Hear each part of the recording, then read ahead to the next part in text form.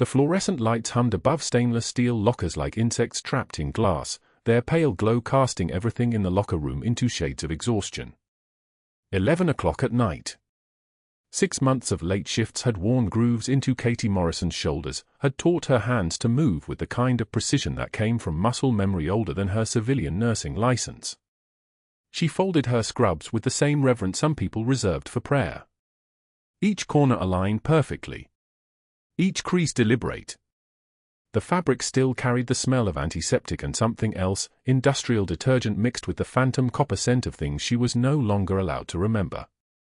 Dr. Richard Pierce stood in the doorway watching her, though Katie didn't turn around. She didn't need to.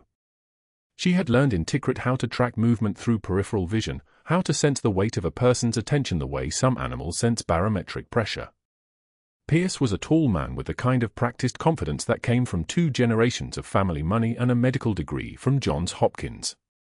His Italian loafers clicked against the linoleum as he stepped inside the locker room, careful not to disturb the space but deliberate in claiming it. Katie's hands didn't tremor. They didn't stop moving.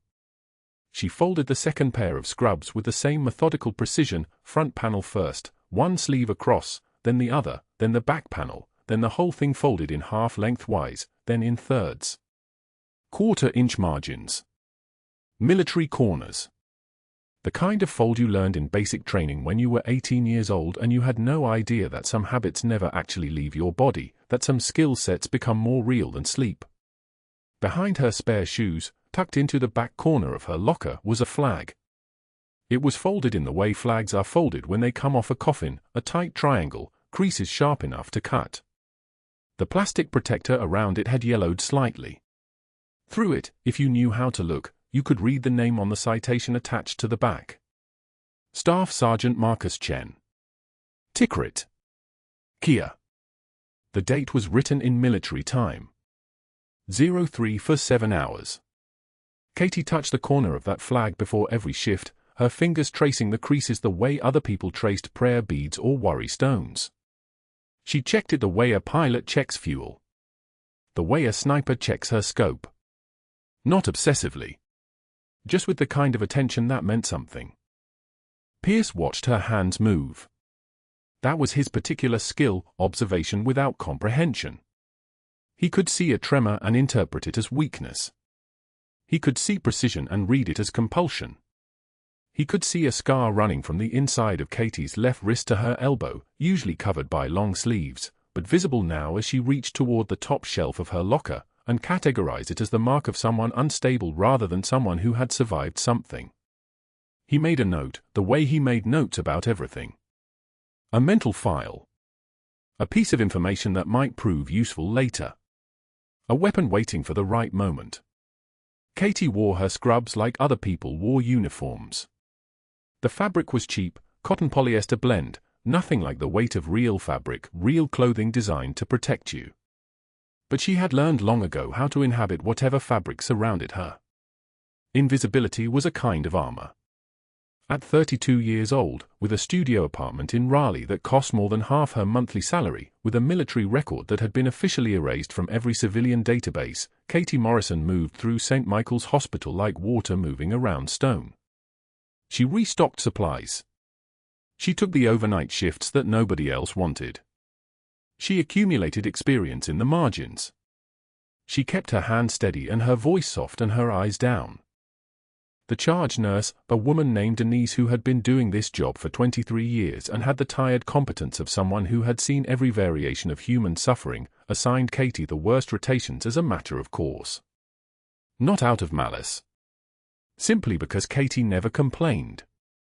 Katie never asked for lighter duty. Katie never called in sick.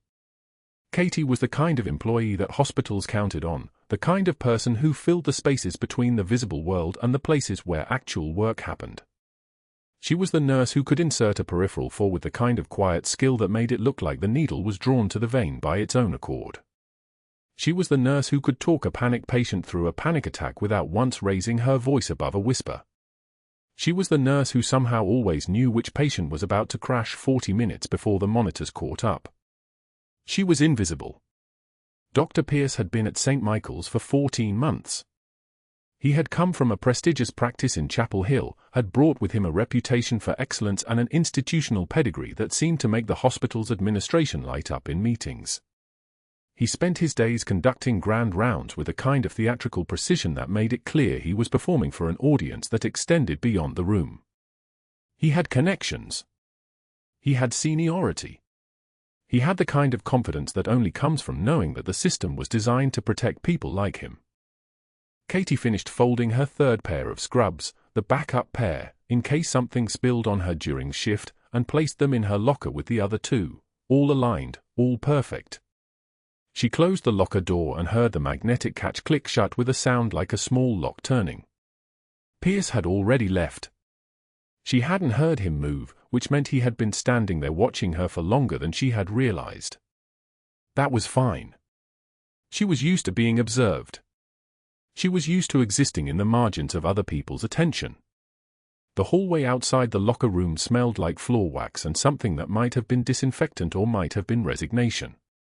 Katie walked toward the nurse's station, where the night shift was just beginning its transition from the day staff, a change of guard that happened with the kind of quiet efficiency that only appeared in places where people were used to working under controlled stress. The monitors beeped their steady rhythm. And 4-pump hummed. Somewhere in the building, a patient called out for a nurse and then fell silent. At the nurse's station, Dr. Pierce had positioned himself with his arms crossed, reviewing a chart with the expression of someone examining evidence of a crime. His finger traced a line of numbers on a lab result. His mouth was pressed into the kind of thin line that suggested nothing good. He looked up as Katie approached, his eyes passing over her face with a kind of casual dismissal that had been perfected by men who had never needed to remember the faces of people like her. Morrison. His voice had the quality of someone used to being obeyed. I'll need the trauma team standing by in Bay 3. And bring the RSI cart. I want 100 milligrams of succinylcholine drawn up and ready. Katie nodded. Not a question. Not even a request, the way it was phrased. An order. She had taken orders before. She had given them.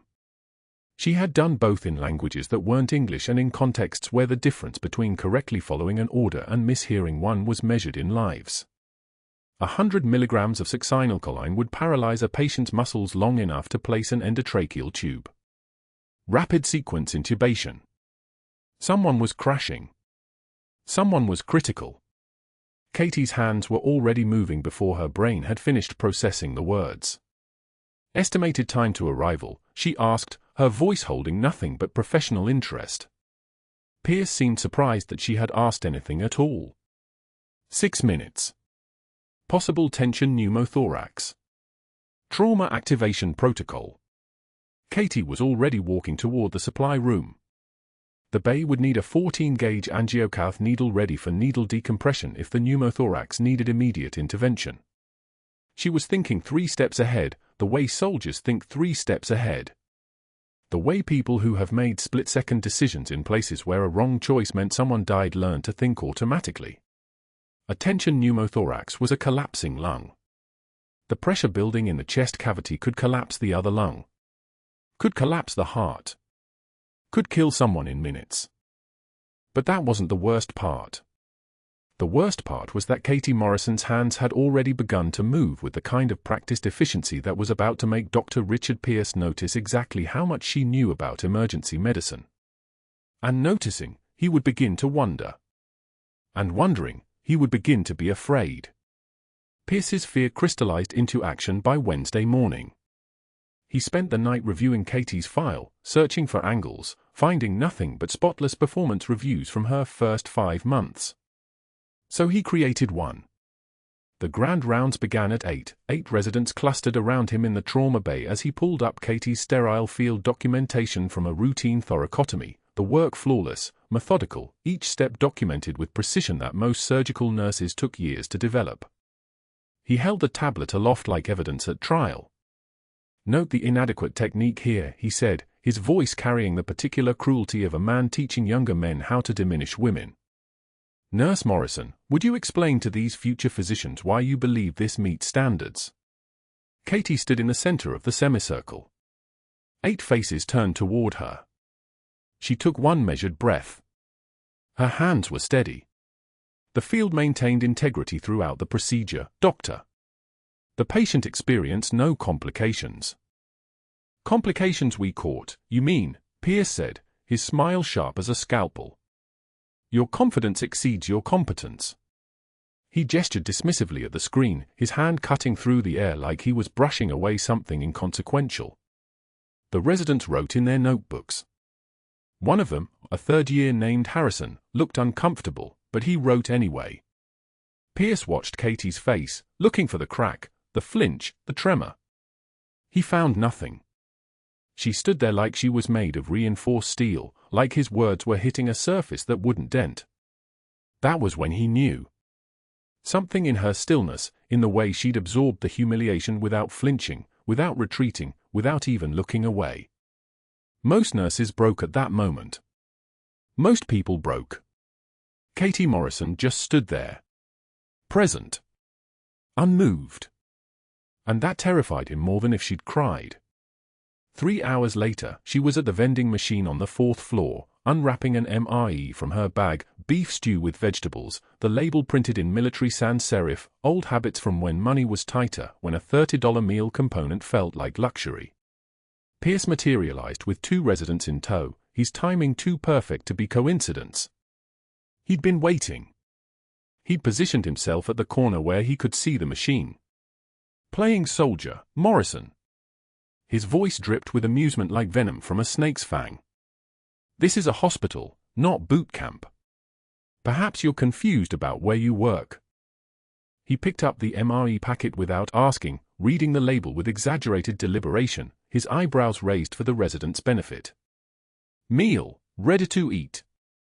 Is this what we're reduced to hiring now?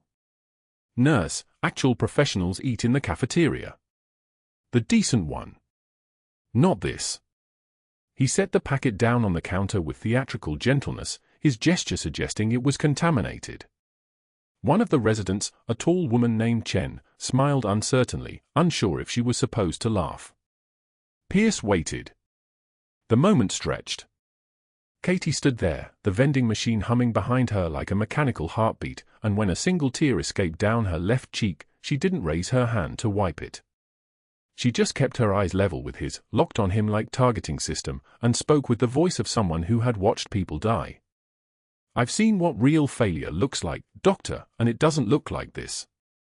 The silence that followed was the kind that makes fluorescent light sound like thunder. Pierce's smile froze. The resident stopped breathing.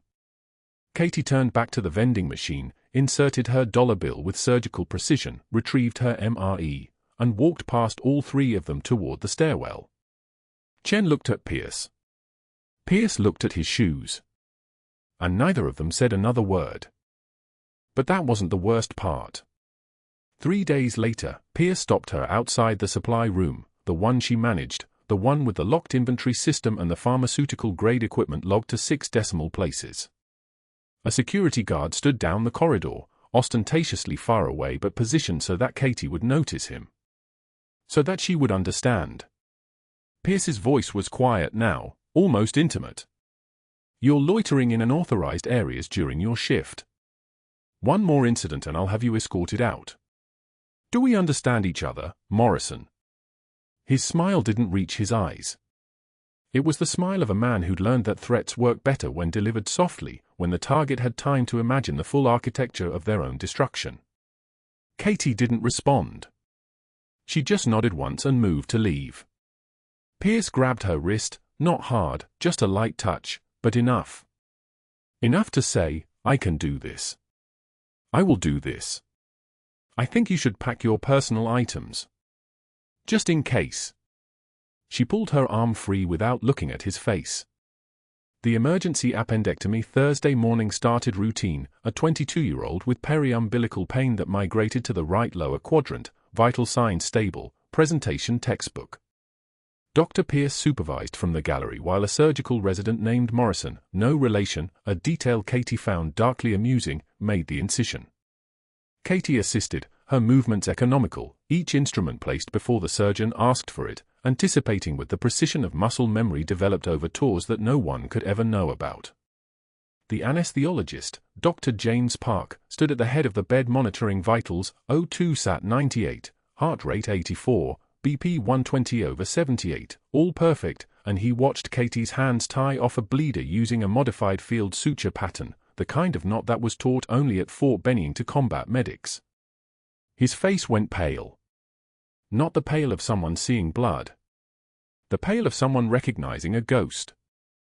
"Where did you learn to tie like that?" he whispered during the procedure, his voice so low that only Katie could hear it beneath the ventilator's wheeze and the monitor's steady beep. Katie's hands didn't pause. The suture held. "YouTube," she said flatly. But that was a lie and they both knew it.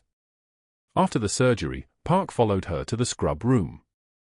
His hand shook slightly as he washed up. "That's a Fort Benning combat suture. I was a medic with the 82nd before medical school." "Who taught you?" Katie's hands trembled as she dried them, the first time all week, the mask slipping for just an instant. She'd been careful. So careful. "I watched a lot of videos." "That's not a YouTube knot," Park said quietly. He wasn't threatening her. He was saying goodbye to someone he'd known in another life. His eyes lingered on her wrist scar, the thin line of burned tissue running along the radial side, the shape he'd seen on deployment casualties from IED fragmentation. He didn't ask about it. He didn't need to. He said nothing else, just finished washing his hands and walked out, but Katie watched him 30 minutes later in deep conversation with Pierce near the administrative offices, watched him point something up on a tablet, watched Pierce's face shift into something that looked almost like understanding. Almost like confirmation of something he'd suspected. That evening, after her shift, Katie discovered the supply closet inventory she managed showed discrepancies, equipment orders inflated, quantities that didn't match usage logs. A Level 1 rapid infuser documented as delivered but never received. Defibrillator pads ordered by the case but logged inventory was half of that. She photographed 3 invoices from Pierce's equipment vendor before returning them to the files with the precision of someone covering her tracks. The company name printed across the letterhead, Pierce Medical Distribution LLC. The address listed, a commercial suite in Durham, 12 miles away. The owner listed, 1 Marcus J. Pierce, his brother-in-law, the one Katie had heard him mention once to a pharmaceutical rep, the one everyone assumed he didn't see much anymore. She placed the files back exactly as she'd found them. Muscle memory took over. She photographed the dates, the amounts, the routing. She did what she'd been trained to do, she gathered intelligence. And as she locked the supply room behind her and walked out into the Raleigh evening where rain was beginning to fall, Katie Morrison understood that Dr. Richard Pierce hadn't just made an enemy today. He'd made a witness. And worse, far worse, he'd made someone who now had nothing left to lose. The call came through at 7:44 a.m., while Gerald Hutchins was still on the practice range at Raleigh Country Club, his golf shoes sinking into the dewy grass.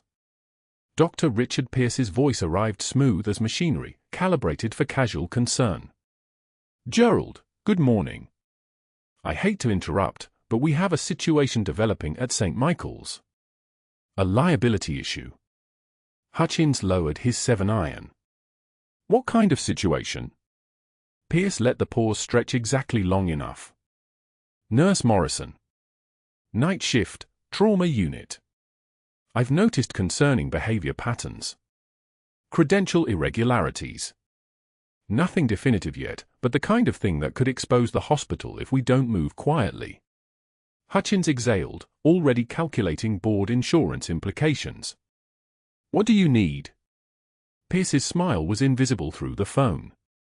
A discreet review of her employment history. HR investigation, nothing formal. Just verification. Hutchins promised discretion.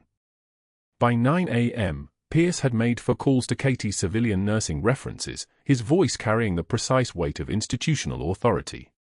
The messages were masterpieces of implication. "Hi, this is Dr. Richard Pierce calling from St. Michael's Hospital in Raleigh. We're conducting a routine credential verification on Catherine Morrison, and I noticed some gaps in her employment history between 2008 and 2014. Nothing alarming, just want to confirm she's been transparent with us." If you could call back at your earliest convenience. Each reference listened to the concern threading through his words and heard a warning, something is wrong with this nurse. By afternoon, Pierce had activated Sandra Merritt, the outside investigator, sharp, thorough, and beholden to no one at the hospital. He handed her Katie's file across his desk in his office on the 4th floor, where the blinds stayed perpetually half-closed and the air carried the faint smell of expensive cologne mixed with something chemical, something that didn't belong in a place dedicated to healing. Look at this, Pierce said, pointing. 2008 to 2014. 6 years of absolute nothing. Then she surfaces with a Virginia nursing license and references that read like she walked out of a brochure. Merritt's eyes tracked the gaps, finding purchase. Where was she? Pierce shrugged. That's what I need you to find out. Every application has a story. People don't vanish for 6 years without a reason. Merritt pulled out her tablet, already typing. I'll run the standard verification protocols. Federal databases, state licensing, background check services. If there's something there, it'll surface. What she didn't know, what Pierce had already counted on, was that Katie's classification didn't exist in the civilian databases Merritt would search. The Pentagon office that wasn't supposed to exist had ensured that. Katie's service record had been erased with the same precision they'd erased her name from operations in Tikrit. There would be nothing but silence where she'd been. Katie's badge clattered against her thigh as she walked toward the HR office at 4:13 p.m., the summons arriving as she finished charting on a stable patient, 16-year-old appendectomy, recovering normally, vitals trending right. She'd known this was coming the moment the anesthesiologist had asked about Fort Benning. Not consciously known, but the part of her that had survived 3 tours recognized threat vectors, calculated probability matrices, understood that the moment someone asked the wrong question, time stopped being something you had and became something being taken from you. The hallway lights seemed brighter walking toward HR, or maybe she was simply seeing them more clearly, hypervigilance, old habit, the constant low-level alarm system that never fully powered down. Sandra Merritt was already sitting in the small conference room when Katie arrived, and Pierce was nowhere visible, which meant he'd orchestrated this with surgical precision.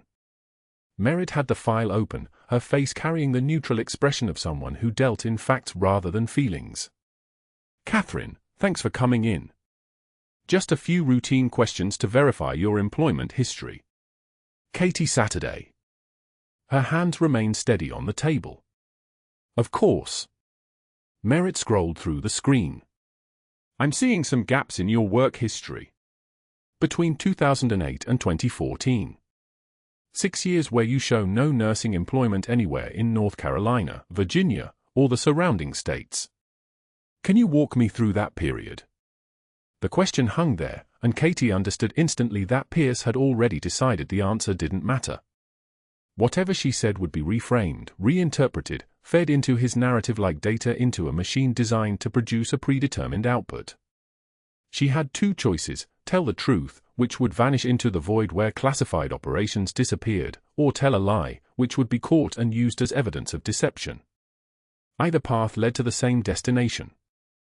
I was traveling, Katie said, keeping her voice level, modulated, the voice of a night shift nurse talking to HR, not the voice of a woman who had spent those 6 years running operations in the Euphrates River Valley. Personal reasons. Family obligations. When I was ready to return to nursing, I did. Merritt typed. Do you have documentation? Letters from family, evidence of where you were. Katie shook her head. Personal reasons meant private reasons. I prefer not to elaborate. That was the moment Merritt's expression shifted, just microscopically, the way it does when someone's file just became a problem file. I understand your privacy, but the hospital requires verifiable employment history. Gaps of this magnitude trigger additional review protocols. Katie understood protocol. She understood that protocols were designed to solve bureaucratic problems, and she had just become one. Merritt continued, scrolling through the database she'd pulled up on her tablet. I also notice your nursing license shows it was issued in Virginia in 2014, but your references from North Carolina appear to predate that. How did you obtain Virginia licensure without active nursing work to support the application? Katie's mind calculated the lie that might work, the story that could fit the available facts. But something had shifted in the room, something like the moment before a patient's monitor starts to alarm, when the problem announces itself before the numbers catch up. She was being hunted, and the hunter had already decided she was guilty of something. The specific crime was still being assembled, but the verdict existed in advance. I had professional contacts in Virginia, Katie said. The words came out correct, precise, but they sounded hollow even to her own ears. People who could verify my credentials. Merritt looked up from her tablet, and Katie saw the moment the investigator became certain that Katie was hiding something substantial. Not necessarily something criminal, but something significant enough to hide, and in the language of HR investigations, significant enough to hide meant significant enough to terminate. Ms. Morrison, I'm going to need you to provide those contacts in writing, along with any documentation you have from that 6-year period. Licensing boards, work records, anything at all. Katie nodded, already knowing that no documentation existed because documentation would have exposed her, and exposure would have killed people still operating downrange. The world of classified operations had one absolute rule: you stayed dead until you were no longer useful. At 4:33 p.m., as Katie left the conference room, Merritt was already compiling her preliminary findings. By 5:13 p.m., she'd emailed Pierce a memo flagged urgent. Employment history contained significant gaps inconsistent with standard credential verification. Employee provided vague and unverifiable explanations. Recommend credential review hearing before end of business Friday. Pierce read the memo in his office as the sun dropped behind the hospital's west wing, casting long shadows across his desk. On his monitor, he had his billing reports open, the invoices from his brother-in-law's distribution company, quantities and prices that existed on paper but not in hospital inventory. $340,000 in equipment sales over 6 months. The pattern had worked for 17 months before Katie's inventory log started asking questions. Before she'd photographed the invoices. He deleted her access to the shared drive at 6:02 p.m., a move so subtle that the IT department wouldn't flag it as unusual. Routine maintenance. Routine security updates. By 6:15 p.m., he had the language drafted for her termination letter: practicing medicine without proper licensure and supervision, unauthorized medical treatment outside her scope of practice, misrepresentation of credentials in her employment application. Each charge carefully selected to avoid mentioning the life she'd saved. The life she'd saved was a problem for a different memo. He had already decided that memo would never be written. What happened next didn't just silence the room, it initiated the countdown to the moment when everything Dr. Richard Pierce had built would begin to collapse under the weight of forces he couldn't see, moving at speeds he couldn't calculate, and he would have no idea that the woman he was destroying had already spent 6 years being trained by the most lethal institution on Earth to survive exactly this kind of systematic attack. The bus stop on Fayetteville Street smelled like diesel exhaust and wet concrete. Rain hammered the shelter's metal roof, a sound like applause nobody wanted. Katie Morrison stepped out of St. Michael's Hospital at 11:19 p.m., her scrub still damp with antiseptic underneath her jacket, her shift folded into muscle memory. 6 months of night shifts. 6 months of Dr. Pierce's calculated humiliation. 6 months of swallowing insults while her hand stayed steady. She stood under the shelter, watching rain streak the plexiglass. Her bus was 8 minutes away. The man collapsed 15 feet from her. He hit the pavement hard, the kind of fall that had no braking. Civilian clothes over combat uniform, blood spreading across his chest like spilled wine on a white tablecloth. His breathing came in fast, shallow gasps. Accessory muscles working. Trachea deviation. Katie knew that look. She knew it from a forward operating base outside Tikrit. She knew it from 18 months of field medicine under fire. She knew it from the exact moment when seconds decided whether someone lived or died. Tension pneumothorax. Right lung collapsed. Air trapped in his pleural space. Every breath pushing more air in. Nowhere for it to go. Call 911, Katie said. Her voice was calm. Perfectly level. Tell them tension pneumothorax. Trauma incoming. Bystanders froze. Phones came out. Cameras recording. The world watching in real time, framing tragedy through screens. Katie knelt beside him. No stethoscope.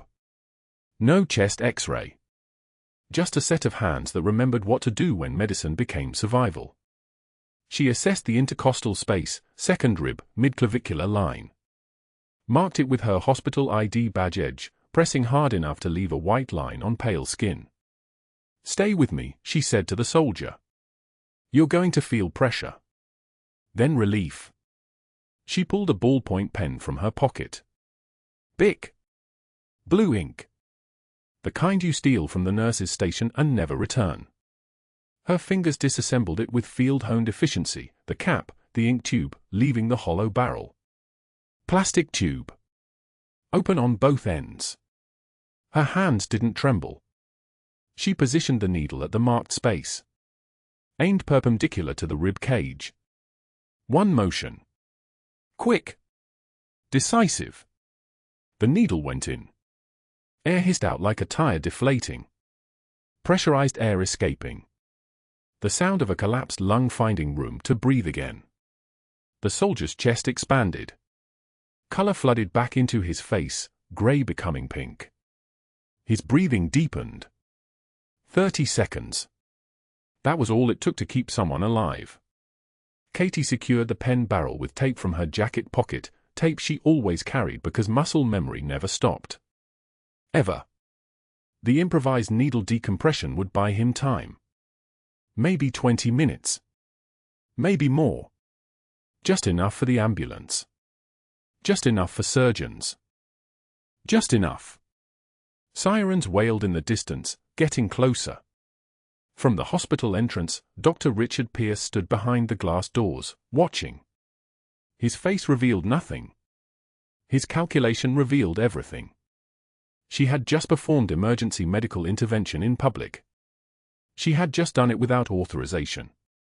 She had just done it in front of witnesses with cameras, right across the street from his hospital, right in front of his domain.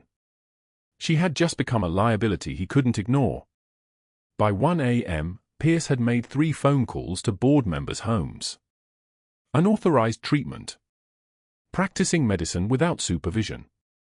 Massive liability exposure. The hospital could lose its Medicare certification. By 6 a.m., investigator Sandra Merritt's background check had triggered a classified security flag in the system. Katie's employment history showed 3-year gaps the civilian world could never explain. Special operations. Classified. Erased. Pierce didn't wait for the system to sort it out. He couldn't afford to. At 7 a.m., Katie stood in his office on the 3rd floor. Morning light coming through windows that looked out over the city. Over the bus stop where she'd just changed everything. "Your actions last night were reckless and unauthorized," Pierce said. His voice was measured. Professional. The voice of someone managing a liability. "You practiced medicine without physician supervision. That's grounds for immediate termination." Katie didn't respond. "You will surrender your badge and credentials. Security will escort you out. You'll sign documentation acknowledging that your termination is for cause. Any discussion of this with hospital staff or media results in legal action." He slid a termination letter across his desk. Carefully worded. Legally airtight. It detailed her unauthorized treatment of a patient outside the hospital. It mentioned dangerous precedent and liability concerns. It said nothing about the life she had saved. Nothing about an Army Ranger breathing because she knew where the intercostal space was. Nothing about her hands being steady when everyone else's trembled. Katie picked up her hospital badge. The laminated photo showed a different version of herself, the deferential nurse who accepted Pierce's humiliation without breaking eye contact. The woman who had swallowed 6 months of calculated cruelty. She set it on the desk. "You have 30 minutes to clear your locker," Pierce said. She left without speaking. Her composure held because it always held. Because some people didn't cry. Some people calculated. Some people planned. Some people understood that humiliation was just information you stored for later. By 8 a.m., Katie stood in the hospital laundry room in the basement. Fluorescent lights buzzed overhead, a sound like insects trapped in plastic. Her scrubs smelled of antiseptic and the rain from outside. She folded them the way she folded everything, corners precise, creases sharp, military corners that could have been cut with a knife. Fold. Corner. Crease. The fabric still carried the shape of her hands. Each fold was a ceremony. Each movement was a goodbye. The scrubs went into the return bin. White fabric collecting among dozens of others, indistinguishable now. Just laundry. Just fabric. Just another night shift ending. Upstairs, Dr. Pierce was in the boardroom with Board Chairman Hutchins, briefing him on the dangerous liability he had neutralized with decisive action. Katie didn't look back when she walked out. But that wasn't the worst part. At 9 a.m., the Army Ranger woke in the ICU. 2 Army liaisons sat at his bedside. Through the morphine haze, through the breathing tube they'd installed after Katie's pen barrel bought him enough time to reach a trauma surgeon, he whispered one word to the nurse checking his vitals. Valkyrie 6. The name spread through the ward like radio static. Call sign. Code. The kind of designation that didn't belong in civilian hospitals. Valkyrie 6 was classified. Valkyrie 6 was special operations. Valkyrie 6 was supposed to be erased. By 10 a.m., a Marine Corps liaison reading patient charts heard the call sign and requested Katie's personnel file from medical records. The classified security flag that investigator Merritt had triggered 3 hours earlier reached a Pentagon office in Arlington, an office with no official designation, funded through black budget lines, staffed by people whose identities existed only on need-to-know lists. At 10:36 a.m., a Marine Corps captain found Katie's citation in the classified database. He read it aloud at the nurse's station because some moments demanded witnesses. For extraordinary heroism during combat operations in Tikrit, Iraq, Captain Catherine Morrison led a tactical medical evacuation under sustained enemy fire, treating 2 critically wounded personnel despite active engagement, implementing emergency field procedures that saved both lives, demonstrating exceptional bravery under extreme duress and direct threat to her own life. Bronze Star with Valor device. 2 Purple Hearts. Combat Medical Badge. Dr. Pierce burst from the elevator after the 3rd line. His face was flushed red. Veins visible on his neck. The careful professional composure cracking. What circus is disrupting my hospital? His voice was louder now. Desperate. Everyone back to work. Now. The Marine Corps captain didn't move. A visiting 2-star Army general, touring St. Michael's for a Veterans Health Initiative, stopped mid-rounds on the 4th floor. His aide showed him a classified alert. Katie's photograph. The decorations listed below. Bronze Star. Purple Heart. Combat Medical Badge. He took the elevator down without speaking. Pentagon liaisons arrived at noon. They entered the boardroom where Pierce sat with Hutchins, their credentials identifying them only by first names and office numbers. Their presence changed the air pressure in the room.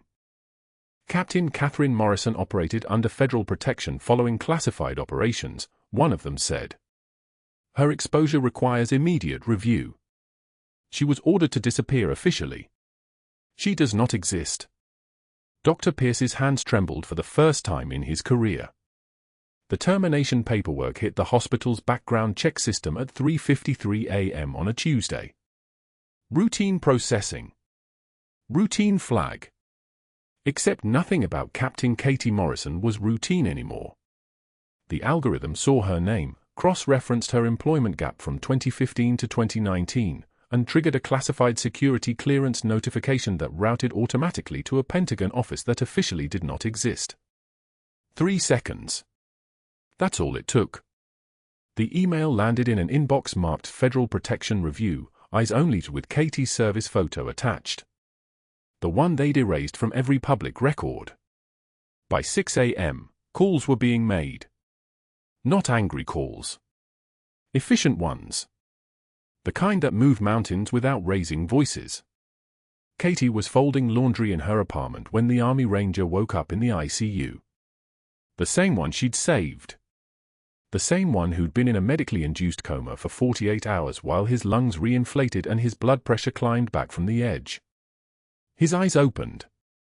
Monitors beeped in their steady, reassuring rhythm. A nurse stood at his bedside checking fluids. And the ranger's voice came out rough, whispered, barely audible, Valkyrie 6. Not a question. A call sign. A name only 6 people in the world would recognize. The name spread through the ward like electricity through copper wire.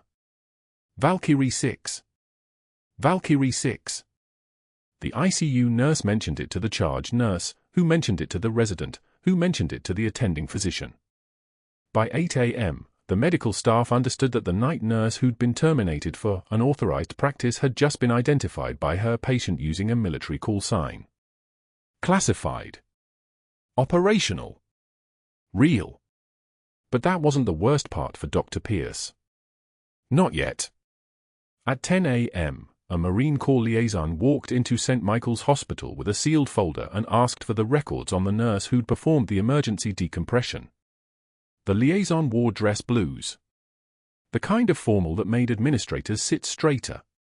He was directed to the Medical Records Department, where he opened that folder and read Katie's official citation to anyone within earshot. For extraordinary heroism during combat operations in Tikrit, Iraq, Captain Catherine and Morrison demonstrated exceptional courage and tactical medical expertise under fire, treating 17 casualties despite active enemy engagement, performing emergency trauma surgery with minimal equipment, and saving lives through her unwavering commitment to her team and her country. 17 lives. The number hung in the air like a physical thing. The citation was printed and laminated. Official. Irrevocable. It was being walked through the hospital hallways by 10:22 a.m. when a visiting 2-star general, a major general in the Army Medical Corps, there for routine rounds, paused mid-conversation outside Katie's former patient's room. He saw the citation. He read the name. And without a word, he removed his cover and rendered a full salute to the door where Captain Catherine and Morrison's decorations were documented. The salute. The silence. The recognition. These things moved slower than emails but cut deeper. Dr. Pierce learned about the citation at 11:15 a.m. from a resident who'd heard it from a nurse. He felt the floor tilt beneath him. By 11:34 a.m., he was moving through the hospital with a velocity that matched his rising panic. He burst into the ICU where the ranger was now sitting up, consciousness restored, clarity in his eyes. 3 Pentagon liaison officers in dark suits were standing beside his bed. Medical records were being photographed. The general was still there, asking questions in that particular tone reserved for people asking about a subordinate's welfare. What circus is disrupting this hospital? Pierce's voice cracked on the word circus. His face had flushed the color of old brick. His hands, steady for 30 years, showed the first signs of tremor. This is federal business, Dr. Pierce, one of the liaisons said without looking at him. Not dismissive. Clinical. Efficient. Captain Morrison was operating under federal protection. Her exposure requires immediate review. You'll need to speak with administration. Captain. Not nurse. Federal. Not employee. Protection. Not employment record. The door to Pierce's carefully constructed world opened at that moment. Just a crack. Just enough to see the machinery underneath beginning to collapse. By noon, the board chairman had called an emergency session. By 1 p.m., the Pentagon liaisons had explained the situation in explicit terms: Katie Morrison's classified service record, her federal protection status, her reason for being embedded in civilian medical employment. By 2 p.m., someone had found the video. The vending machine video. Dr. Richard Pierce mocking a decorated Army captain. His voice dripping contempt. Playing soldier, Morrison. His hands holding her military rations like they were garbage. 400,000 views. Then 800,000. By 4 p.m. it had reached 1.2 million. Then Dr. Helen Carmichael, renowned trauma surgeon, 3-time textbook author, and the woman who'd trained Richard Pierce 23 years ago, saw that video at her Johns Hopkins office. She was 64 years old. She'd lost her son in Fallujah. She'd spent 3 years on the Army Surgeon General's Advisory Committee. And she watched Pierce's face on her screen, mocking a combat veteran with the casual cruelty of someone who'd never seen a day of actual war.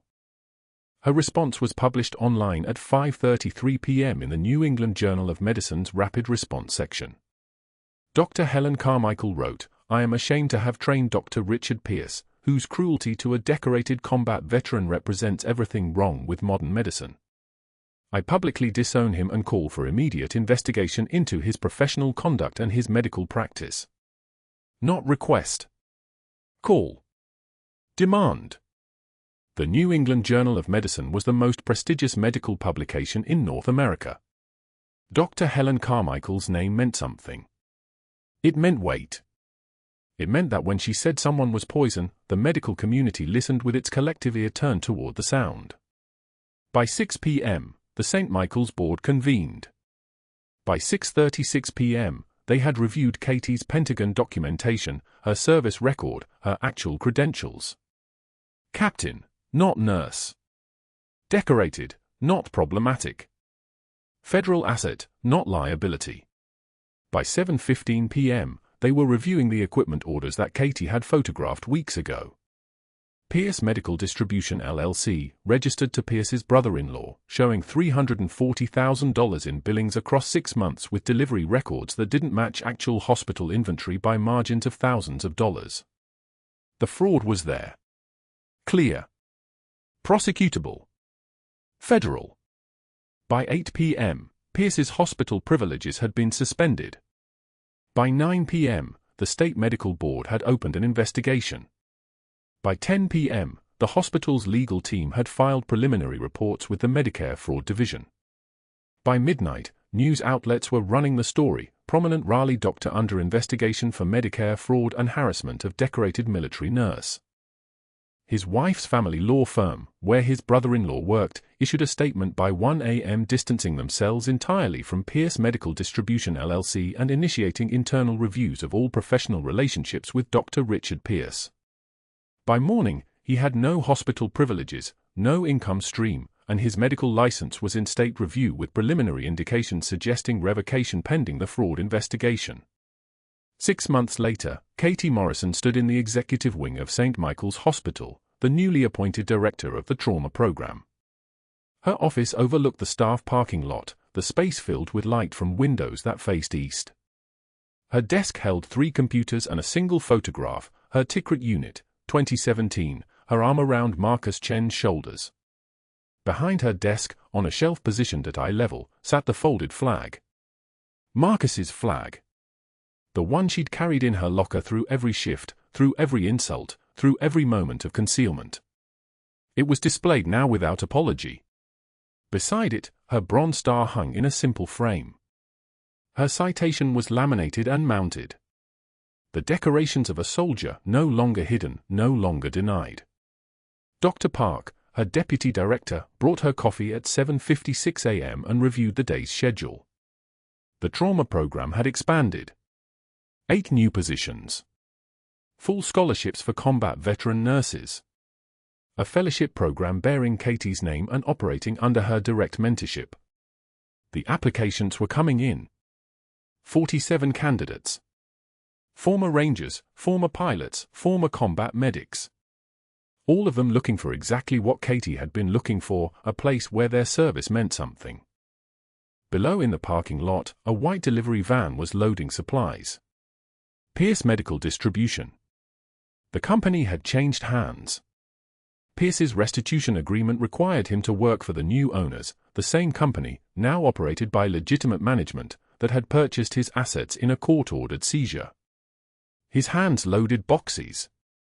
Sorted inventory. performed the menial labor he'd once considered beneath him. His back was visible through the bay door. His movements mechanical. Katie watched for exactly 5 seconds. Then she turned back to her desk and her work. The Army Ranger she'd saved visited every third Thursday. He wore his dress uniform on those days. He spoke to the trauma staff about military medicine transitions, about what it meant to come home broken and find people who understood. The general who'd saluted Katie's citation now served on her advisory board. They were building something. Building it carefully. Building it so that no veteran would have to hide again. Katie's hands no longer trembled. She opened her desk drawer and removed a laminated card with her closing words from the board meeting that had reinstated her, "The ones who have seen the worst often give the most." She read it once. Twice. Then she looked back at the parking lot where Pierce loaded another box into the delivery van, his fall complete, his consequence visible in the daylight. She smiled, a small, private thing, and returned to her work. Subscribe for more stories of hidden heroes and earn justice. Like this video if you believe real courage deserves real recognition. And comment, have you ever been underestimated by someone who didn't know your true value?